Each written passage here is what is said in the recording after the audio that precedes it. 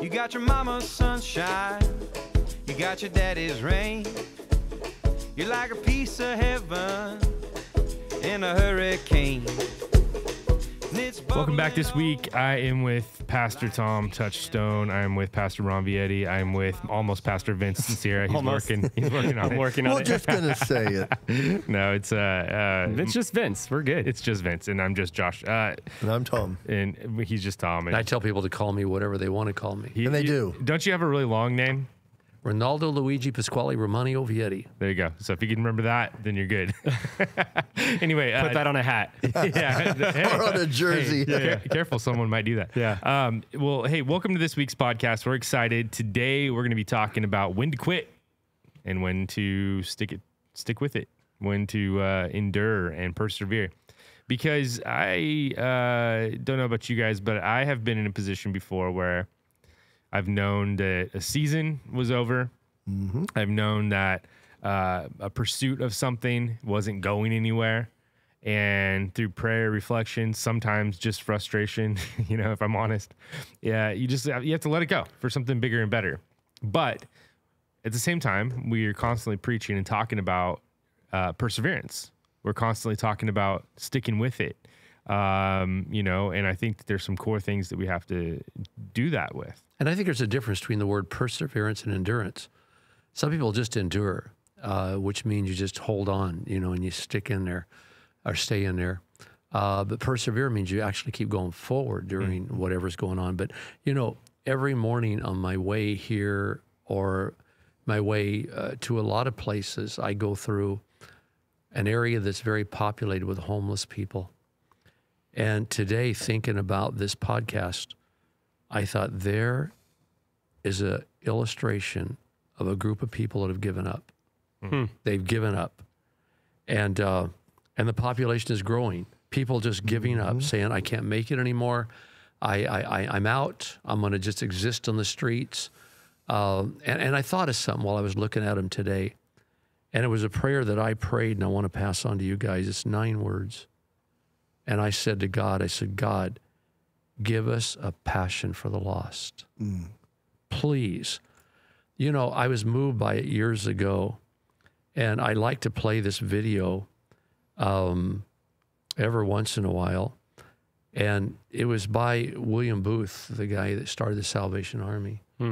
And he starts out, and he has a visual that goes with it. And he said, I saw a dark and stormy ocean. In that ocean, I thought I saw myriads of poor human beings plunging, floating, shouting, shrieking, cursing, and struggling and drowning. And as they cursed and screamed, they rose and shrieked again, and then some sank to rise no more. And I saw out of this dark, angry ocean a mighty rock that rose up with its summit towering high above the clouds that overhung the stormy sea. And all around the base of this great rock, I saw a vast platform. Onto this platform, I saw with delight a number of the poor, struggling, drowning wretches continually climbing out of the angry ocean. And I saw that a few of those who were already safe on the platform were helping the poor creatures still in the angry waters to reach the place of safety. As I looked on, I saw that the occupants of that platform were quite a mixed company, but only a few, very few of them, seemed to make it their business to get the people out of the sea. Though all of them had been rescued at one time or another from the ocean, nearly everyone seemed to have forgotten all about those people in the sea. And he said, with this in mind, I formed the Salvation Army. And I've seen the video, and it's got people that, and to me, the rock represents the kingdom of God. People that were once drowning and were pulled out. And only a few of them were jumping back in to get a drowning person, bring him in. The rest of them, majority by far, were on their computers. They were at meetings, putting their suits on. They were building their houses. And they had forgotten that used to be them. And I think it's something that needs to be said, if there's any church leaders listening to me especially. We must keep a burning passion for the lost. We once were lost. We got to remember, there's a bunch of old Josh Viettis and Vince Sears and Tom Touchstones and Ron Vietti. They're out there, and they need hope. We did a funeral this week for your grandmother and my mother-in-law, and there was a lot of non-believers there, hardcore people. And as is my style, I celebrated her life. It was a really encouraging funeral. But I did say, you know what? There's eternal life forever and ever for those that love God and give their lives to him. And I went on to explain what an exciting life Christianity is. My mother-in-law, she exemplified that. And anyway, long story short, I went up to almost each of them at funeral. I said, I'm here if you ever need me. I'm here. I won't turn you away. And these are hardened people. Some of these guys are criminals. So anyway, that's just in my mind that we have a homeless population out there, and most of them have given up. They've given up. They have no hope. Well, I like that word picture of the fact that, you know, all of us have been in the sea at one point or another. All of us. Every single one of us. And it's, you know, easy to forget. It's easy to think, to have a this too shall pass attitude of, you know, the need is there for a while, but I know that if I stay busy doing something else, that, you know, that need is going to subside, and it's easy to do that. But well, I think you move on with the new life that Christ has given you. And I think as you move on, I think the idea is that you've got to not forget where you came from and do something to try and help. You know, I mean, and I think that is. I was thinking about the population that Pastor Ron was talking about, and I think about, you know, how many times maybe somebody has reached out to them and they didn't respond, and so people gave up. They gave up. You know, it is. It's like, as I was thinking about this subject today, I was thinking about two words. I was thinking about the word giving in and giving up, and there's a difference. There is. Big difference. Yeah. Me, I can't tell you. I've been so good on my diet, so good on my training, and I've been wanting to give in to a milkshake. Oh my gosh! And now that I'm talking about it, I'll probably will give in. Let's don't go anywhere together, because I've had that same temptation. So Strawberry milkshake. Isn't that what a protein shake is? Pretty much is a milkshake. No, I'm going. I'm Not talking, the real one. Not the real one. I'm talking about going to Sonic. I just see these guys with their protein shakes. I'm like, that's a milkshake. Oh guy. no! Come on. Hey, if we're going for the real deal. Yeah. But I see that's giving in to something, you know, but giving up is giving up to something that you don't think you have power over. You know, and I think there's a difference between the two. The guy I saw the other day, Josh, reminded me of someone like you or Vince, sitting on the bus bench with his head between his hands. He just didn't fit. And I'll bet you that guy was probably like one of us. My imagination went wild, probably lost his marriage, lost his kids right now, lost everything. And he was contemplating suicide. And that's why I went all the way around. I turned around, went back, and I said, hey, buddy, you don't belong here. Is there anything I can do to help you? And he said, no. But that's what I mean for a passion for the lost. That happens to me at least once a week. I heard the exact same story online, but the guy said, I was going to kill myself. And because you came back and said, and asked me how I was doing, I'm not going to do that. Isn't that cool? That is so cool. It's crazy. You never know what people are going through. We need more love. We need more concern for other people. It says in the last days, people will be lovers themselves. They'll only think about themselves. When you grow in Christ, as you get closer to God, that passion for people just gets I think that's one of the fruit that you see immediately is your passion for people just grows and grows and grows. It's like there's no way you can escape it. Like when you see people that are hurting, or, you know, the obvious, it's hard as a believer in Christ and not to have empathy or passion for those people. The problem now then, especially in this culture we kind of just got off of the times we live in, is there's such a front with people that you don't know that they're hurting. Like there's the obvious, like where you see the homeless and you see the hurting and you see the poor, and it's like visually you think, you know, okay, like we categorize those people as the least of these, but truthfully, there's a lot of people that pretend to have it all together, and really they're hurting just as much. And it's for ourselves, we look out and say, they're good, they have it all together, their social media profiles look great, and we don't take the time to actually think about how they're really, really doing. You know, I think tears speak. I tell people this all the time. We had my mother-in-law's funeral this week, and I'm really happy for her leaving. But I looked and saw my sister-in-law behind me, and she was just, she's hurting so bad. And I started crying. I had to go get tissues. And then one of the grandkids got up to talk, and he started crying at the end. And I said, your tears spoke louder than your message. And I have this thing, and I hope it's Christ in me. I hope it's not just getting older and emotionally weak. But Jesus, when Mary and Martha were weeping, he started weeping with them. Now, Jesus knew where Lazarus was at. And I hope and pray that if this is of God, it never leaves me, and I hope other people catch it, that when I see somebody hurting, I start crying with them. I just start crying with them. I hurt so bad for them. And so emotions are infectious. I mean, think about it. Laughter, when one person's laughing, somebody else will start laughing. Yeah. When someone else is angry, someone else will get angry.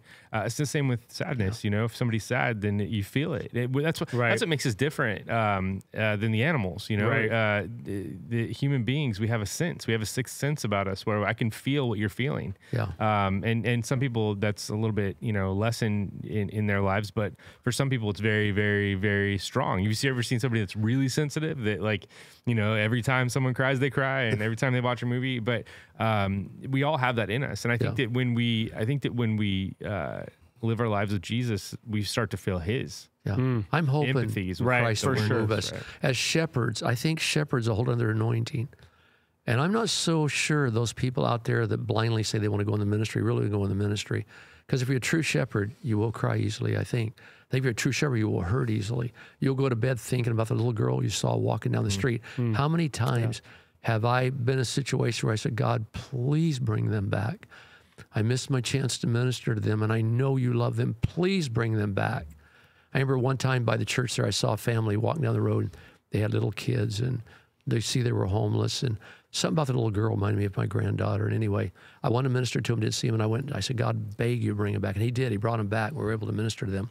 But let's change the direction a little bit here. Let me ask you a question. Have you ever felt like giving up on anything? Have you? Me? Yeah.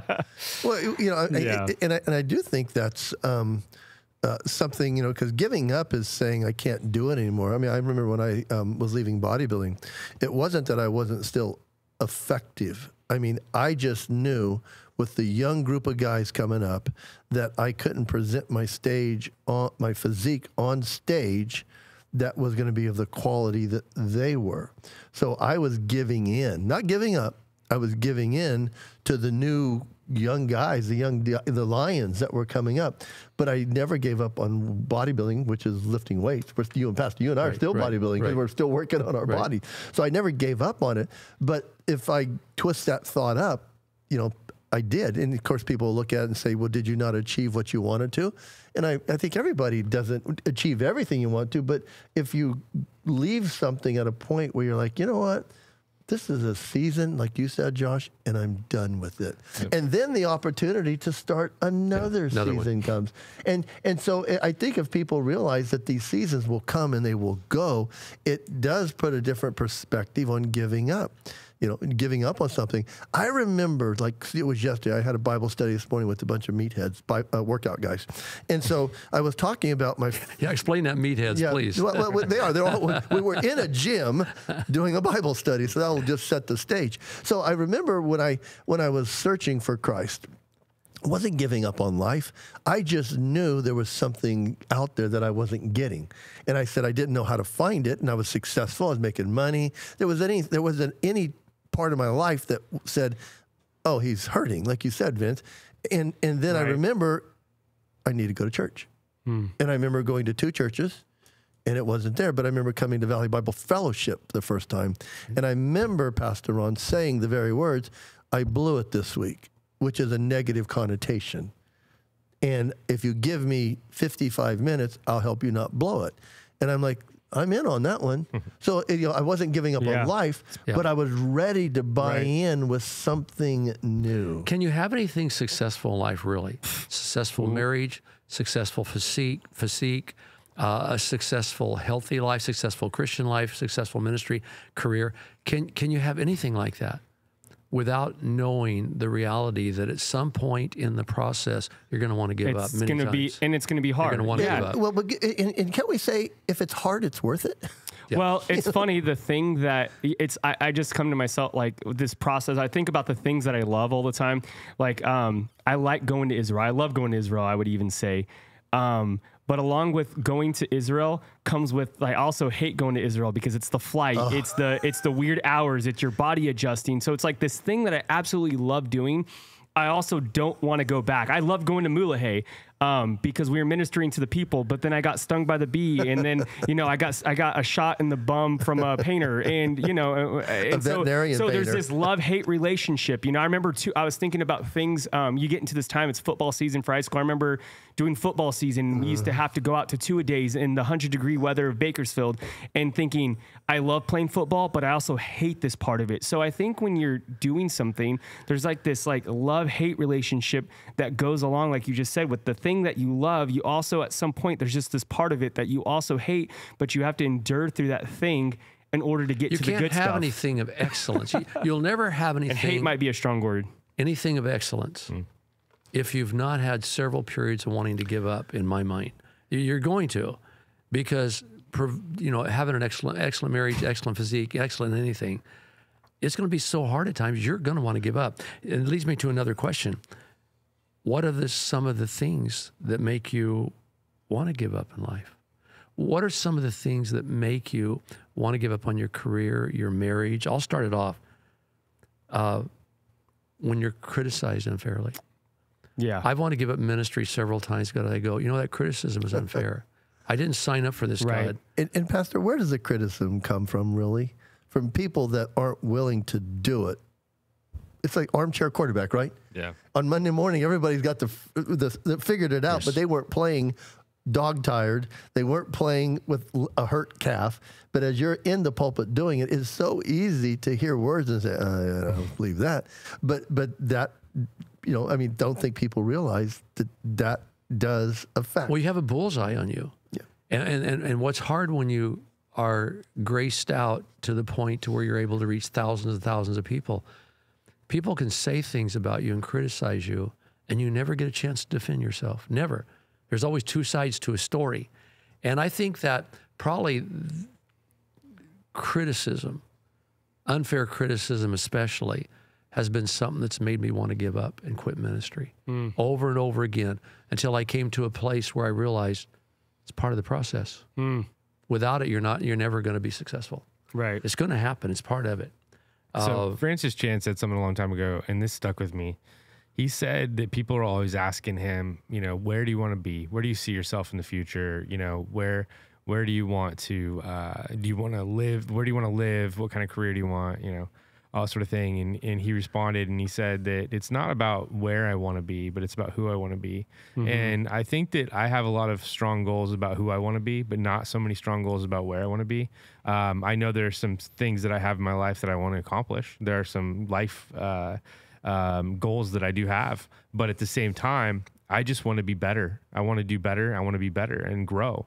And so I think that sometimes, like if it's a career, for example, this is a big one. Sometimes you have to move on from one career to another in order to keep growing, because you can get stuck in a career, right? But Josh, don't you think that once you figure out what you want to be, the where you want to be will just follow? I think so. Yeah, I think so. And I think that we get caught up very easily on specifics. Podcasting, for example, I have started and stopped doing probably 5 podcasts, but I consider all those as practice. For this one, where we're not going to stop. Well, yeah. So it's like when I started a podcast, I told you, no, right? it's good. Yeah. I told you, Vince. I said, like what you're saying. I'm doing this for practice because I'm not good at it and I don't know how to do it. Right. So I'm going to try to learn how to do this and speak in this momentum. And yet you say you're not good at it. When you walked out the other day, I started panicking going, I need him back. I need him back. You are good at it. And I think that all 4 of us, our personalities kind of click for some reason. Well, I think I'm better than I was. You know what I mean? When I first started, Vince and I started a podcast in Ventura many years ago, and it was a jokey kind of about video games and all kinds of stuff, and it was fun. We had a good time with it, learning. You ruined it when you did some random British accent and you went off the rails. I'm like, we can't do that anymore. I did a British accent. It was terrible. Well, Josh, I can say that you weren't a failure because you gave me lunch break. And I asked you to come back to lunch break next week because we're filming our 150th episode of something Josh started. Josh, you and Vince started that. Yeah. But you just passed it off. Well, and so I think sometimes there's a gift there in having vision and being able to create something. I think you have to jump into the deep end to learn to swim. And I don't know if that's the best advice, but really, I mean, that's kind of how it is, you know? And you can't do that in any profession. You can't be a doctor and jump in the deep end and figure it out, but you can definitely jump in with media stuff and stuff like this. And, and that's how you learn. It's so funny because I shared it on another episode of Off the Mountain that my wife was at a superintendent meeting and they're talking about the upcoming professions. And they said you need to start preparing your students for these professions. Number one was podcasting. That's wild. And so what that means is education is looked in, because my wife said, hey, this is how education looks. We've looked in and said there's people making money at it, and they're not having to come to us to do it. So that says is colleges are going to start teaching it and charging people money Makes for sense, it, yeah. and they're not doing it. So if they're grabbing onto something, you know, when I first took computer science, Vince, colleges didn't teach it. Right. They didn't think there was a value in it, Right. but all of a sudden now they're like, "Hey, we're missing out on money, Right. so now we're going to make it a institution, and we're going to teach in it and charge people money for it." Yeah. I love what Josh said about who you want to be, and it goes along with what you said, Pastor Ron, about being criticized, because I think now where we're at, a lot of people, they think they know who they want to be because of the criticism. And what I mean by the criticism, almost positive criticism, because they look on social media, and that sounds weird, positive criticism, but there has to be a better word for that. But they look on social media, they look at different people, and they think, I want to do that because it's popular. And so they think they base who they want to be based upon the smoke show that they see, or the thing that they think is going to cause growth, or the thing they think is going to gain them money. And so their whole identity and who they think they want to become is wrapped upon this thing that they see on social media or whatever. And I think I think a lot of people, they're going to get to a place where it's like, oh, I'm going to do this podcast, or I'm going to do this thing. And really their identity got wrapped in something they should have never been done. And they'll stop doing the thing because they were never supposed to do it in the first place. I see podcasting as the phone call. So when I was 13 years old, that was 30 years ago. Okay. 30 years ago, I was 13 years old, which is nuts. But I remember the way that I was spoken to through media or given, influence was through magazines, right? Radio, MTV. Yeah, maybe some TV. Yeah. And, it was real basic, and we didn't have that many messages, and there wasn't that many opportunities for a guy, at my age to speak to everyone. There just wasn't that. But so I see podcast as a way of making a call to multiple people at once, kind of thing, Well, it's a medium. My daughter, who is the executive director of talent for Daily Wire, is saying podcasting is in its infancy. They still haven't figured it out. They're changing. They're reaching out because people are the new pulpit. Well, they've grown pretty fast. People are the new platform. People are speaking out there, and they're trying to harness it, and this is a way to harness it. What I like about their I guess protocol, or the way they do things, is that they are trying to innovate as much as possible. And I think that when it comes to communication, innovation is really important, but that means you have to start and stop a lot of different things in order to figure it out. I'd like to go back to what Pastor Ron asked us. Why do people want to quit? And it's because you don't think it's working. That's one of them. Yes, it is. You look at where you're at and you're saying it's not working. And I've always thought, I always felt like I was that little toy. I'd hit the wall, and remember the toys, Pastor, that would back up and then go another direction? Cars. Yeah. I mean, it was an innovative toy that, us as kids got to watch, and when it hit something, it'd go to the direction. Now our vacuums do that. Yeah. They do. Yeah. But I feel that is what success is made of. Yeah, it is. It's what you've said many times from the pulpit, Pastor, that Thomas Edison, found 1,000 ways to not make a light bulb. Let me read 3 or 4 quotes to you. Yep. Sure. Failure at some point in your life is, let me write again. Failure at some point in your life is inevitable, but giving up is unforgivable. Yes. I won't tell you who said that, Joe Biden. but here's another one. It says, being defeated is often a temporary condition. Giving up is what makes it permanent. Hey, I will say something about Joe Biden. He never gave up. He still hasn't. I got hasn't. a quote to go along with that. A broken clock is right 2 times a day. There you go. Let's leave that one there. But let me give you 2. It does not matter how slowly you go as long as you do not stop. Yes. And then Nelson Mandela said, it always seems impossible until it is done. Yes. Now, That's so good. What other things. It's funny. Can I say something about Okay, that? all This right. quote. So what made me think of it, and I don't know why, was Barry Sanders, the running back. Oh. So in high school, I played running back a little bit, but mostly I played wide receiver. But they taught us to always run straight, North and south. north and south, always straight down the line toward the end zone. Barry Sanders broke that rule. Right? He was constantly going across the Do you know field. what? You know what they told the defenders when they paid Barry Sanders? They stay where you're put because he'll come back there pretty soon. But he did. You remember watching Stay it? home. But he broke every rule. He did? It was you're supposed to go through, and he would go around and around and around and East around, and west. and it was way more entertaining. And the truth is, there's a lot to say about that idea with living your life. Sometimes you have to make a lot of right and left moves. You have to try a lot of things because when I was doing youth ministry. Well, years ago, Vince, when we first started, 20 years ago, some odd. It seems like a long. I got you. We're Time old. ago. You mentioned us being old twice, and you're like, when 30 did. years Makes me ago, feel when I older. was 13. Okay, I have to make an admission. It's my birthday this week, and I'm happy feeling a birthday. little feeling bit. it. I was I'm wondering. feeling a little bit old. I was wondering why you keep bringing your age up bothering today. me. It's I'm like, bothering me, dang, dude. Cool. I'm gonna be 43 anyway. Point being, Happy birthday. is I remember growing up, and I remember interacting with a lot of people that were stuck, young people. They didn't know what to do, and because they weren't 100% sure, they wouldn't do anything. They'd be stuck, Right. Paralyzed. paralyzed. But we have to go exactly. back to Barry Sanders again. He was going back and forth looking for a hole. Right. And sometimes we just have to keep moving. was looking, Keep yeah. moving until that hole is provided and That's go good. through it. And that's what the word waiting for the Lord in Psalm 27 Yes, means. it It means does. wait. It means It does. wait, looking for something, looking And for a trust. place. And Trust. so I remember telling these young people that you have to just try something. It may not be the right thing. You may not. You may realize quickly that it's not. Right. And that's okay, especially when you're young. You might have to pivot. You might have to do something different.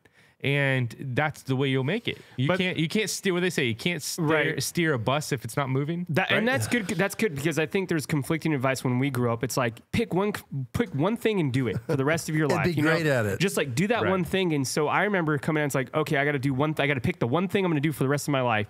And then you get like into this and then it's like I can do a lot. I don't have to just pick one thing. I'm not saying you shouldn't obviously hone in on what you're going to do, but I'm just saying when you're younger.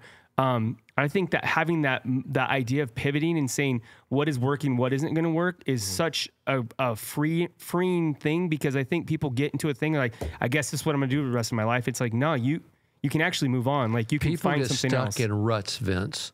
And again, you said it earlier. Some people have stopped trying new things. And so we have to keep moving. One more thing. I'll say one more thing Okay. about this. One of the greatest leaders of all time in all of history that did not know where they were going as he led this group was Moses. He had no idea, Right. But he kept moving. but he kept moving. Right. And eventually they ended up where they were supposed to be. Go back to what Vince said, though. Our church, one of our visions is that we might try 10 new things this year, and we don't expect with 2 or 3 of them to work, but we'll try them. Right. So there are times when giving up is appropriate because it's in the And that's process of trying to find the right that's thing. not a waste of resources. Right. That And it's is- not giving up. It's like you said, practice. I love that because the idea of failure, giving up is like when we talk about giving up, the cultural aspect, it's like we failed at something. And really failing isn't failing if you learn and you grow from that thing. And so we have to re-examine how we look at the word giving up because sometimes our definition of giving up is like, well, I failed on that. I'm going to move on. It's like, no, I learned a lot. Yeah. Now I'm going to move on. Fail I'm gonna forward. apply, and I'm Fail going forward. to apply what I've learned to the next venture. 100%. Well, what else makes people want to give up? I wrote down fatigue and contention. Like in marriages, sometimes we just get tired. We go, I am sick of arguing every day. I'm sick of fighting every day. So I give up. Here's the divorce papers. Debbie and I was talking the other day, how many people divorce for such small things that could have been fixed, but they divorced. And I think one reason people want to give up is because they're just tired, whether it's in a career or whatever it is you're involved in. You just go, I'm tired of the same old, and I want to throw my hands up and give up. My wife and I have had our fights, big fights, and there were moments where in anger you have those thoughts of like, man, would we be better off alone? And because of the fact that we both chose to stick with it, like we're more in love today than ever before. And I think that it's those moments that you get through together that strengthen your bond. So I guess the only reason I'm saying this is to anybody out there that's thinking about quitting your marriage. You know, if you're married and you made that commitment to your spouse, but you also made that commitment to God, do everything you can to stick with it, because the blessings are growing old together, I see that with you and Mom. I was going to come say that because we've had a mentor. Pastor Ron's been all of our mentors. He's been thousands of people's mentors. We've had this example. I was sharing this even before that. I spoke to a bunch of guys about mentorship last week.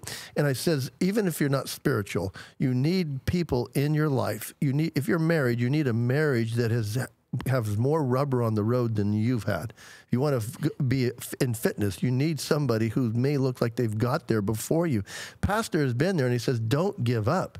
And he said, there's been so many times that we've wanted to give up. Pastor, I love what you said, because you said even careers. We all know Richard Ramos, and Richard's in my life.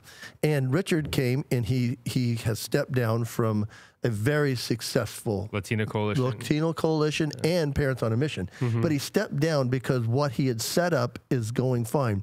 I challenge Richard, we'll do it differently. Do the same thing differently. So now Richard is going back and he's digitizing his classes. And he's going to be teaching his class where now he's teaching it in a classroom. He's teaching it to you on the camera. And so it's a different audience. And he's able to find more gravitation as far as gripping with those younger people. And he's able to talk to younger parents because they can't come to the meetings because they are watching their kids. You just gave me another point. When you're tempted to give up, sometimes you just have to change the way you're doing things. For example, prayer time. I've had to change up my prayer time sometimes to start walking somewhere. Like when I'm on vacation, if I walk the beach, man, my prayer life goes so quickly. Devotional time, get in a group of Starbucks when it gets kind of old, and go to a gym. Yes. I have a devotion. Normally don't do this, but I will say I preached on this on Sunday. Basically, my message was called "There's Always Something," and it was about endurance. And it's about getting through trials and stuff. And I broke it up into 3 different things: think, pray, and rely. And when you learn to study the Word and apply it to your life, and you learn to pray through things, and then you learn that at the end God really wants you to rely on Him and the people around you, then your character is being changed from the inside out when you apply these things. And I think that's what God wants from us. He wants to change us. I don't think He wants, yes, He's concerned with our success. I do believe that. I think He wants us to be successful. Tom, you mentioned last podcast the prayer of Jabez, right? Who talked about enlarging his territory. And it's a very small and don't passage. Let it hurt me. Right. It's going to cost you something. Very small passage. He's like, enlarging my territory, God. And it was okay for him to ask that. And that's the whole beauty of that story is over and over and over. It's okay to ask for blessings. It's okay to ask for God to do something amazing in your life. But people are giving up on Christianity. New Christians come in, and for some reason, they think that you give your life to God and life's supposed to be hunky-dory. God's supposed to remove all the bad things, whatever. But you said it well. Part of God's curriculum is I'm going to allow problems to stay to change you. That's one of the ways that I change you. If you don't believe it, read James. Yeah, right. Right. James just breaks into it. He does, but then he it's like bad news and good news. It's like listen, the bad news is you're going to go through it 100%. And when you give your life over to Jesus, I don't know if it gets harder. I think it might. But here's the beauty of it is there's a purpose behind the pain. Certain aspects have meaning. Yeah. And I think that's the thing. People who don't believe in Jesus have problems, but I think when you come to Christ, He says, when you have trials, consider it joy because I'm going to use those to teach you something, and then you're going to teach other people how to get out of it. Yeah. And all of a sudden, it's like, holy smokes, this is a plan. It makes sense. What if we taught people in premarital? What if we taught them, said, look, you're going to marriage, and we want you to know this for sure. In order to build a really, really good, strong marriage and a healthy marriage and a happy marriage, just right now realize there's going to be many times you're going to want to give up, both of you. Yeah. I mean, expectations equal Right. peace, right? Yeah. If someone tells you that, Yep. and then when it happens, you go, no, this is part of the process. Otherwise, you think, oh man, we're not in love anymore. We got to, we have to teach people the same in Christianity. Yeah. And That we're not teaching them what to expect after they give their lives to Right. God. how many times have you guys been in that moment? The other day, Tiffany and I were just talking, and it was a little bit aggressive. And I just thought in my head, I could go grab my keys. I could walk out the door and leave this. And I go, but that wouldn't. That's worse, Tom. That Yeah. wouldn't make it better. I will say- in my head, I was thinking that, but I was like, pull no, off. I'm going to sit in this. But you're thinking this Yes, when you're having I a know. problem. I know. And if you, there again, if you're out there and you think something, just don't do it. Like sometimes people let their actions get away from them, and then also they feel like I'm cut off now. What do they call that? Was it AI, where they had that trap where the Israelites drew them out so far from the ambush. Yeah, and the idea is sometimes you get Or so far. scheme either. Sometimes you get so far out, you don't feel like you can go back.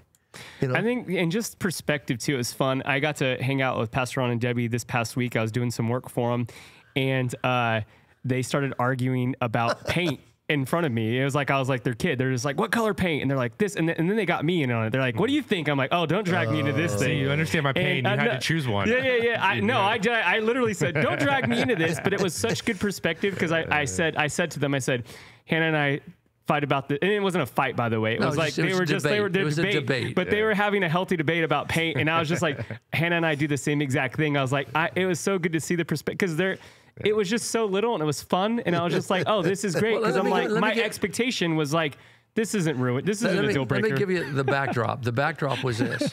The other day I asked your mom, we should have a little bit of gray white on the walls of this beach house that we Are you trying to get the audience's opinion right now? No. Listen. I said, I want you to get the backdrop. A little bit of grayish in the white on this beach house that my mother-in-law's left us. We're going to sell it and split it with the family. And she says, oh, no, that's not in anymore. That's not modern. I watch HGTV. That gray white is out. Vince comes and says, I like gray white. And she says, what a great idea. And I said, wait. Hold it on for a second. Say in front of Vince what you said to me. I still have no skin in the game. All I know is it was great to have the perspective and, like you said, the expectations, because I think if your expectations, like these little things are deal breakers, it's like you've been married. I mean, your marriage is just a testament to just your lifestyle, just to go through all this stuff and then be where you're at. Like, you're not going to go without these little debates and disputes and paint and all this stuff. But all that stuff, as you said, Josh, as you get older in marriage, it becomes almost fun. Like it was almost like a blessing watching you guys kind of laugh and go, it's real life. You said it is real life. Vince, but what you didn't see on the way home, we were driving and I said, Father God, right now, Lord, forgive me for being kind of rude to my wife today. And Lord God, just help us with all these decisions. I know it's a tough time for my wife, losing her mother. And you didn't see that. So we kind of pray and then we debate a little bit and then we pray. And I didn't see you being rude, by the way. It was more like, it was like Kit Kat. I don't know how to explain it. So otherwise, but yeah, it was just one of those things when you see things with a new perspective, as you talked about a little bit, Tom, too, is like your perspective has to change on where you're at. Like if you're going through something hard, if you can get new perspective on that thing, like what you talked about, Josh, where it's like the thing that you're going through that's hard is actually going to lead to a better place. And you can grow from it, then that thing won't be as hard as it is. Before we go too far, though, let me, for our audience that's new, explain what we mean that our expectations equal peace. And again, I'll go back to this story I heard years ago about a big seminar somewhere. The speaker's late. He says, I was in a taxi in New York and there was a fender bender and that's what got me late. And someone said to him, so I'll bet that taxi cab driver was cussing and mad. So he didn't say a word. Why? Because they expect fender benders in New York. They expect it. And I'm saying to you, your expectations in life will equal your peace. If you go into marriage or go into a career going, hey, wait a minute, I'm expecting problems. I'm expecting those challenging times when I'll want to quit. That's all part of the expectations. Then when they happen, you have peace. Well, I think that's one of the things that our culture does a good job with is that we don't hide the struggle. We don't hide the fact that we have to work through things all the time. There's a lot of churches, and I'm not downplaying it, and I'm not even thinking of anything specific, but I know there are a lot of churches out there that it's hard to relate. It's hard to, you come in, and Tom, maybe you can speak to this, but you come in and you're like, these people they're all together. they all have it figured out and I don't. And so I must not belong. But when you come into our church, it's like, oh, these guys are just like me. They're figuring it out as they go and they're working it out. And hopefully we get better, but Well, we don't hide it, you know? Absolutely. I know we went to one church in town when I was first looking for a church, and my friend John said, we need to dress up for this church. And I go, you're kidding. And so we dressed up, and he was right. We had to you guys are both big guys. We had to dress up for this church, and as we were leaving, I go, I can't pretend to do this every week. So when we went to, I'll never forget. Her name was Pam, and Pam, said, "Hey, we've been checking out churches, but there's one. It's way out on East Brundage, and my cousin goes there, and I heard it's really cool." And I said, "Do we have to wear suits?" And she goes, "No, I think they can wear shorts and cutoffs." I go, "Oh, we're going." and so it was VBF that we went to. But it had just come after I walked out going, I can't do this. Back then I had to wear a suit to work. Yeah. And I go, I don't want to wear a suit on Sunday. And I'm not. If that's you out there, please give me grace. Sure, for that. sure. It's so funny. Some people love it. And that's okay. I could talk about it. So my family, we've been looking for property back in Nashville. You guys know that. And so as we've been doing it, everybody's got a different expectation. So we've been doing this. And my wife and I were home, and we send pictures back and forth. And I looked up one, and this is just our opinion. So it was a 98-acre trailer park. Okay. And we're talking backwoods Tennessee. So I just sent it and posted it. And Tiff and I laughed so hard we were crying. And all of a sudden, I go, they're taking this seriously. So my kids were taking it seriously. Your son-in-law saw a dollar sign. No, he did. How'd you know that? I just know. So it's funny because they turned it into Airbnb. Yeah. Oh no. So we let it go for a day. And of course, my oldest daughter. So we finally said, hey, we're just kidding. And then my son-in-law came because my son-in-law sent me a text going, hey, I think the ROI on this investment would be pretty good. Yeah, there's the number. And yes. And so we started looking. And so I said, no, we're not even serious. So my son-in-law goes, you should see the back text on this between your two daughters because they thought you were serious. And my oldest daughter says, I'm disowning them. My youngest daughter's like, that's where they want their grandkids to grow up. In a trailer park. Yeah. And we're not making fun of people that live in a trailer park. But what it did is it changed our whole outlook. Yeah. It did, but it was just so funny to hear everybody's perspective. That's funny. And my wife and I, we laughed for a whole day. And I'm telling you, Josh, you talked about it. You can find something in problems to laugh about. And there's nice trailer parks. We're talking about the backwoods of Tennessee.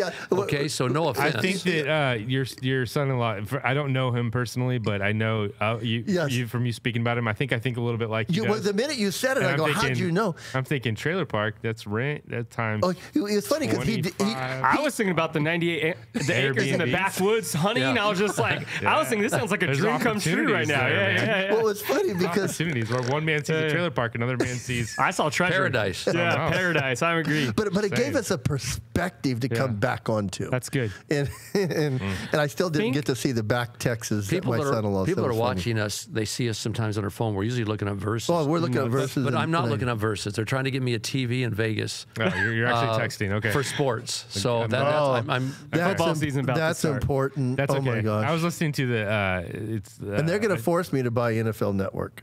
Yeah. Oh, no. They're going to force me to buy I heard this whole Network. thing being worked out on a local radio show. But this guy just stopped and started. He did the exact same thing you're doing, except for he's the only host, and he got quiet. He's like, guys, I got to get this sorry, handled. I'm trying to figure out the NFL Network thing. I was going to add to the whole as you go through things, I was thinking about a farmer. And a farmer, he goes in his field, and he has to prep the field before he even gets started, and he plants a seed. And some of us, we get out there and we think if we just plant the seed, a bunch of stuff will take place. It'll just grow. But as we know, farmers do a lot of stuff to keep that crop going. They got to go out there and make sure there's enough water. They got to make sure that there's not rodents eating their crop. It's just a whole process. And I think when we get into something, we have to realize there's a lot of work that goes into a seed being planted or starting a new adventure. And I think for us, as we talk about giving up, it's easy to think, well, I'm going to do this new thing, and you plant a seed and think, well, now I should expect all the success and all this growth and all this stuff with it. But if you don't put that hard work in and you don't have the hard times of having to wake up at 4 a.m. and keeping the things, then you're never going to actually see the growth. This has to be, just explain a little better here what Vince is saying. I'm glad my mom didn't give up on me becoming a Christian. She had every right to give up. I was a hell terror, that doesn't make word, but anyway, that's the idea. I made hell for her. And she didn't give up. And again, in order for us to be a success in anything in life, we must realize the scriptural mandate to persevere and not give up. Again, we plant seeds, Vince, and then we pray over those seeds. And again, the Bible illustrates that Elijah, he prayed for rain, and then he went to see if there's any clouds, and there was no clouds. And he prayed for rain. He went to look for clouds. There were none. Prayed for rain, no clouds. Prayed for rain, no clouds. The idea is he wasn't going to give up. The widow who went and knocked on the door, she kept knocking. And they tried to discourage her, and she kept knocking. She kept knocking, kept knocking. And so in order for us to be successful in any area of life, whether it be building a physique, getting in shape, a good, healthy marriage, a ministry, a career, you're going to have a stick-to-itiveness. You're going to have it. Yeah. If you don't have it, I don't know, again, this is redundant of something I said at the beginning of the podcast. I don't know of anything that's really been worth my while that didn't demand at certain points that I endure and persevere. So that's good for our audience to know. When you plant a seed, it takes time to grow. Don't give up. You're praying for people's salvation. Yeah. You're praying for people to change. You got to keep praying, keep praying. It's not going to happen overnight, but if you keep praying, you will see some dividends of that I love prayer. that you said it's not going to happen overnight too, because sometimes we start that thing and then we put a time on it. Like we expect it to take this much time, and really it may take a lot longer than you thought it can be. But if you're supposed to do it, then you got to stick with it. And so sometimes we use time as a calculator to say, well, it needs to be. I need to be successful by this time next year, and it's like, wait a second, like why are you putting all this extra pressure on you when you're just supposed to be doing the thing, There's also something. Sorry, Tom, go ahead. Well, I like to mentor guys, and I've got a few in my life right now that I am, and some old Christians that have just quit doing things. And I think about the parable, Pastor, and correct me if I'm wrong, because you can. In Luke 13, it said, and he told this parable, a man had a fig tree planted in his vineyard, and he came seeking fruit on it and found none. And he said to the vine dresser, look, for 3 years now I have come seeking fruit on this fig tree. I find none. Cut it down. Why should it use up the ground? So apparently the other fig trees were bearing fruit, but this one had a problem. Sometimes I look at people like that and say, you know what? Maybe we just haven't hit the right thing yet. And so the vine dresser said, sir, let it alone this year until I dig around it and put manure on it. What is manure, Pastor? It's trials, right? And then if it should bear fruit, if it should bear fruit next year, well and good. But if not, I will cut it down. It's like maybe it takes some extra effort. Yeah. Maybe everything else is doing well, but maybe that one right there needs a special handle. You and I are thinking along the same lines. I was gonna say, going back to what you said, and then going back to what you said, Dad, too, is sometimes in prayer, you can pray it through and God will strengthen your heart and he will strengthen your desire and he will keep you on that path. But sometimes when you pray, he'll start to change your heart and then that will change your mind and ultimately that'll change your direction. And that's okay, because that's what it means by being led by the Holy Spirit, right? Yes. I mean, you've taught us that. And I think that that's one of the greatest things we can learn. You can't judge one thing by everything else. Right. Two more points I want to make of this podcast. What helps you not give up? When you know something's God's will. You know it's God's will, but man, you want to give up. What are some of the little tricks of the trade? I have an example, a real life example. I just started school and it's not easy and it's going to be challenging in ways that I didn't expect it to be challenging. And before I had other worries and I kept questioning it, because I had anxiety about it. But every single time I would pray, God would give me peace and he would give me a confirmation to move forward. And so I think the answer to your question is to keep praying as you go. Okay, because prayer gives you strength. Don't give up on that. Because sometimes people They miss God because they get the direction from God in the beginning, but they forget to continue to pray as they go. It's like they get the marching orders to go south, you know, to find the thing or whatever. But they forget that there are left turns and there are right turns and there are points where you have to cross a bridge and there are points where you have to go over a mountain, and you need to continue getting direction as you go. It's like the map, like the Apple map, right? If it just flashed one time and said, okay, that's your directions, it gave you the whole directions and it just flashed and it went away, then that would be a problem. But it doesn't. It steers you each and every turn. It tells you exactly when the turn's coming. So you want to give up. But when you keep praying, if it's God's will, you'll get refused with energy. And keep praying throughout the process. That's not the right word. You get refilled with energy. So the other day I shared with you guys that I've been powerlifting again now. And I was a powerlifter way before a bodybuilder. And so I've been doing it. And a lot of people are coming in and go, wow, you know, I'm moving some weight and pushing some iron around. And they go, yeah, you know, you're pretty old. And I kept doing it. And yesterday I pulled a hammy. Oh, no. And I was like, oh, maybe this wasn't a good idea. And I did. There again, a lot of people put a little emphasis into physical fitness, but I think it's always been a part of God's plan with my life. And so I've been praying, and I didn't come up with this idea to powerlift, and I felt it was there. A lot of times, you know, and we'll just talk about this. A lot of times when I come in a room, people have an expectation. Oh, you're a Mr. California. Yeah, and sometimes you've got to be able to say that I was. And I'm young enough still, I'm 65, that I can do this. So I didn't give up on it, went back to God, and I go, well, that didn't work. And I think God told me that was your fault. You can't power lift like you did when you were 21. You now need to power lift like you were when you're 66. And so I didn't give up on it. So I was back in the gym today, but I was like trying something different. And and so I've come up with a new method. I'm not quitting, but I do believe it's something of part of what God's doing in my life going further. And I can't just let one little hiccup. And I think it was my fault. I was having a little too much fun, a little too much success. Right. And I think the hammy was like, were you in that movie Pumping Iron, or were you around when they were filming I have that movie? I have one picture of me on the set of Pumping Iron, and I was 18 years old. That's funny. I didn't receive that picture until about. Gosh, it was before the pandemic. A friend of mine, Bill Reynolds, was the editor-in-chief of Muscle and Fitness. Some of the older photographers are passing away, and they're willing their young.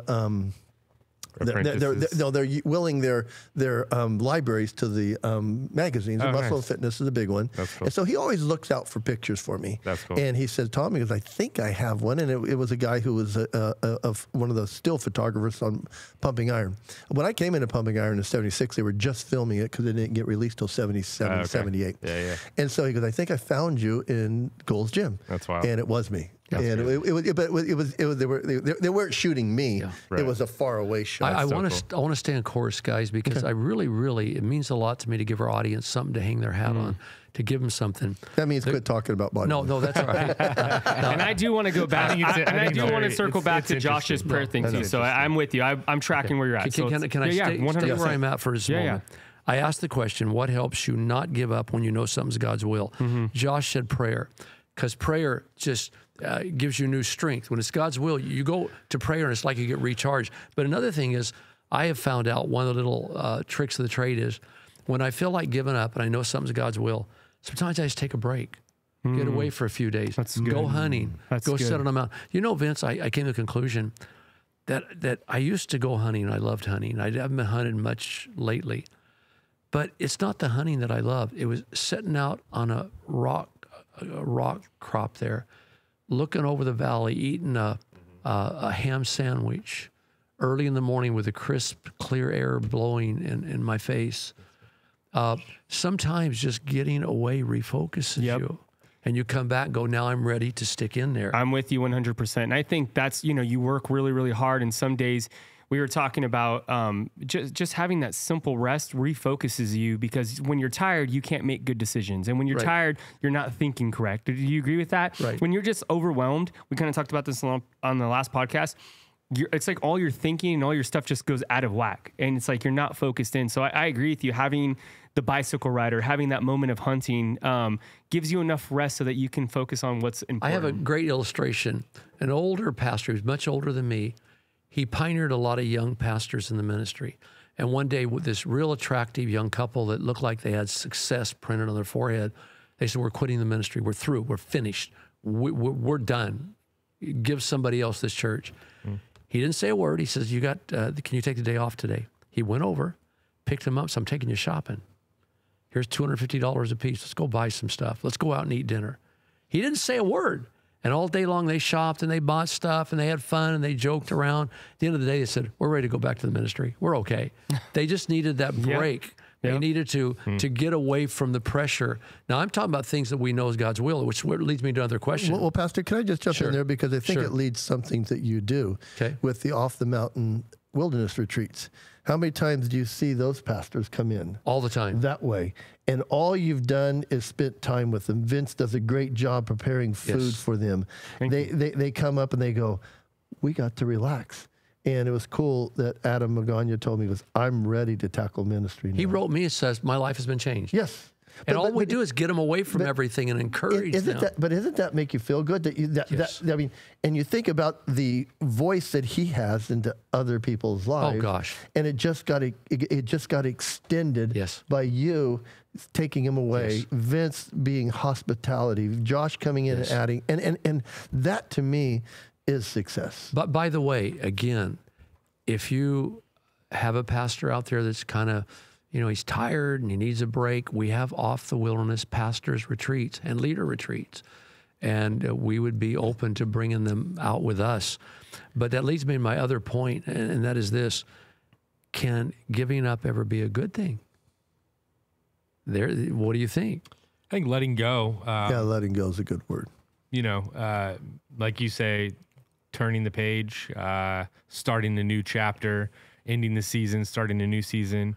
Those things are all important, and I think that those are parts of your daily life. Are there times that God wants you to put an ending and paragraph on a chapter? And sometimes God would say, take a vacation or go shopping, like you said, or do something as a break. But he doesn't want you to be lazy, sitting on the couch and letting your life waste away either. So there's a difference. Josh, even we talked about starting new chapters. There are people that God will put in your life. And a lot of them are there for just a season. Some are there for the rest of your life. These are VIPs. And it's wisdom that tells you which ones are there for a season, and that season's over, and those that are there for the rest of your life. Absolutely. And maturity requires you to make that decision very often, of saying, that person's supposed to be in my life the rest of my life. Right. I see people frustrated sometimes trying to hold on to a relationship that was meant to be seasonal. That's good. It was meant to be seasonal. So, there are times I think that you need to cut your losses and move on. And it's even God's will and in a relationship. And reframe the losses as learning experiences, because if you can reframe those things as I went through something and you can learn from it, then it's easier. It's practice. It's practice. And it's easier to understand that you have to move on. You grew from that thing, and then growing from that thing allows you to do something better than you were going to do. And I think that's huge. I do want to circle back just real quick. I know we're going a little bit long. We talked about prayer and just the idea of just praying something through. And if we feel like God tells us something, then we can just move on from that thing. And I do want to ask this question I know for myself what it is, but just for the audience. And so we get more clarity. I think a lot of people, they get into a hard time, and kind of what they're feeling right now determines what they believe and what they do. And so they might go to prayer and be like, something's hard. And they might go to prayer and be like, well, I'm not really hearing from God, or they think they hear from God. And so they use that as an excuse to move on from the thing that they should stick with. Does that make sense? It's a level. I think you're talking about levels of maturity, because there's a lot of people that will move on their emotions, but as you grow and as you mature, you realize that your emotions aren't always correct, that you have to use. I think your emotions are important, but you also have to use logic, and you also have to pray. And is that what you're talking about? I think a lot of people use prayer as an excuse too, to like, I prayed and God told me to stop doing this thing, and then they move on from it. Well, people are always going to use things as an excuse. But I'm just saying, like, how, like, as you're saying, because it makes sense, right? Well, I think it also has to do with how they're feeling. Because if you're feeling like this thing's hard and you're going to get what you want. Like if I come to you and I say, hey, is this shirt ugly?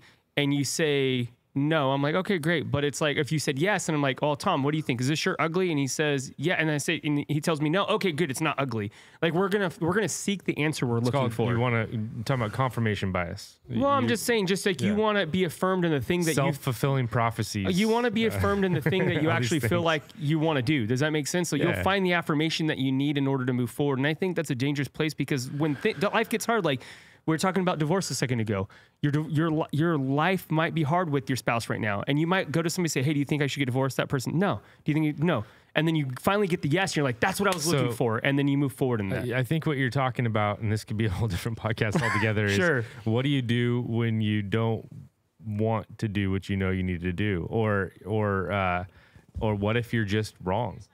Right. I'm just saying, and I'm just saying not getting the easy out, like looking for the thing to affirm you. Does that make sense? Yeah.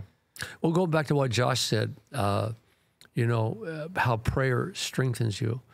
I've learned through the years that when God has a purpose for you, he'll anoint you to do it. And that anointing, to some degree, makes it easier than what it would be normally. And so I think when something is God's will in your life and you continue to stay in prayer, you will be re-strengthened. And that's a huge thing.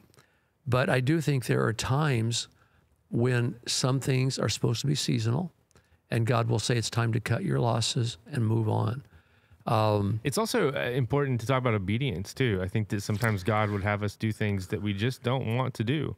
And I think that's something that's probably not talked about enough, you know? Right. In Christianity. That would be a good podcast. Obedience is better than sacrifice. But I think once you obey in those areas, you'll start having desire to do it. At least that works in my life. I think that as you live your life like that, you start to realize there's a purpose behind it. That you it might be hard at first. Yeah, definitely.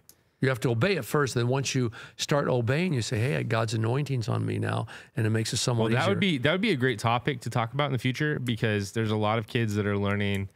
Even in the church, they're learning that it's about your life and your choices and you being successful. But really, ultimately, true success is following God to following Jesus to wherever he goes. Paul taught us that when we give into obedience and we say, God, I really don't want to do this maybe because I know you're telling me to do it, I'll do it.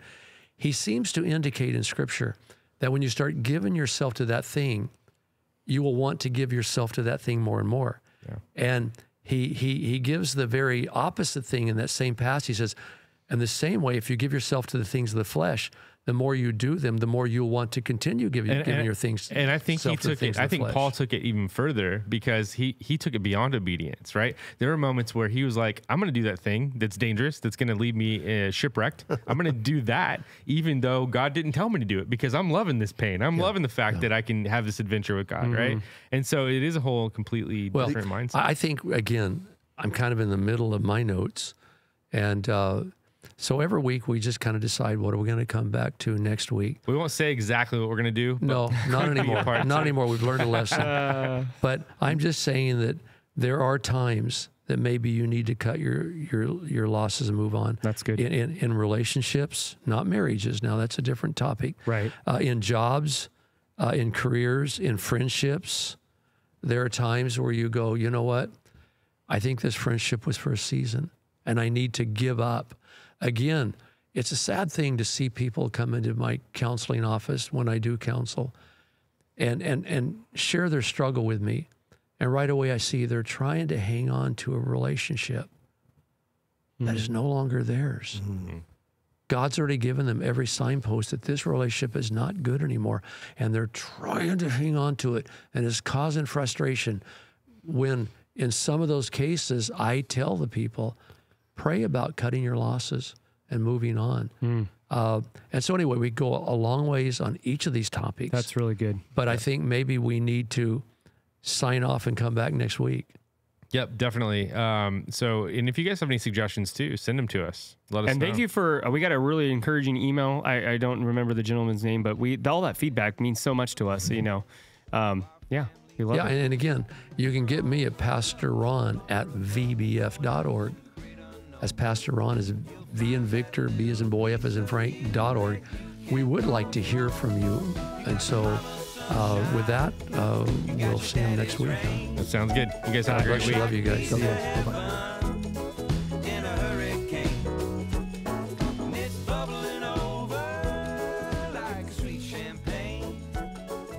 got your mama's sunshine.